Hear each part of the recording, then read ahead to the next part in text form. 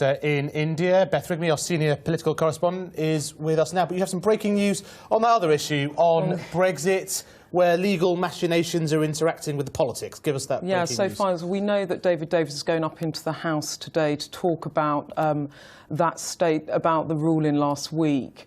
But actually, while the government is publicly saying that it will challenge the ruling in the Supreme Court, and Theresa May saying she's confident that she will win that appeal, behind the scenes ministers are now drafting a bill to trigger Article 50 through the House of Commons. And the reason that they are quietly beginning to draft this bill now is that actually, despite all this talk about a resolution or a statutory instrument or a motion, there's a private admission amongst many of the legal brains in government that actually they will need a bill to get this through Parliament. So they're drafting it now because Theresa May is adamant that she wants to hit that end of March timetable deadline to trigger Article 50. So they've got to get to work now on a bill. So that's actually quite interesting that publicly they're saying we will appeal it, but privately there's massive contingency planning going on about facing up to the inevitable, which is they might have to take it through the Commons. We'll come on to Labour in a second, but just to clarify, it's a bill, not a resolution. It's a bill. So an ordinary piece of legislation that would have to go through both the House of Commons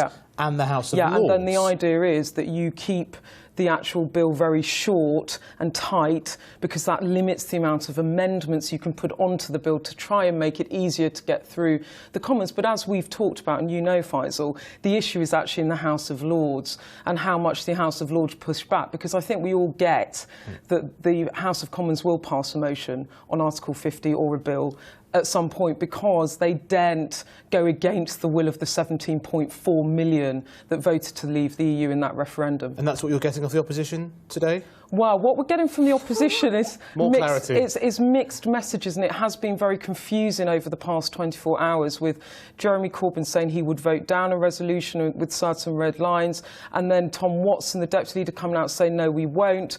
Keir Starmer on the airwaves this morning trying to be a bit clearer. I'm still not entirely clear what Labour's position is, but let's have a listen, Faisal, to what he said on Sky earlier. We accept there's a mandate to leave the EU, and we will not frustrate the process by simply voting down Article 50. But the terms upon which we exit are really important, and we will be insisting that the government puts its basic plan before MP so we can see it, because what we can't have is a vote on Article 50 in a vacuum. But as I say, we will not frustrate the process. I'll be absolutely clear about that. OK, so the Brexit shockwaves being seen across the world now, with the Prime Minister trying to do some sort of deal with India, but they seem to be saying, if you want a trade deal, we want more visas. Yeah, so what the Prime Minister's done today, she's gone to India and said, I will give you more, or make visa applications easier for high net worth individuals and also for business people wanting to come to the UK. So this is her olive branch to the Indians to say, look, I have open borders, I want to welcome Indian people here. But actually, the Indians wanted much more than that, Faisal. They wanted to have a relaxation on tourist visas.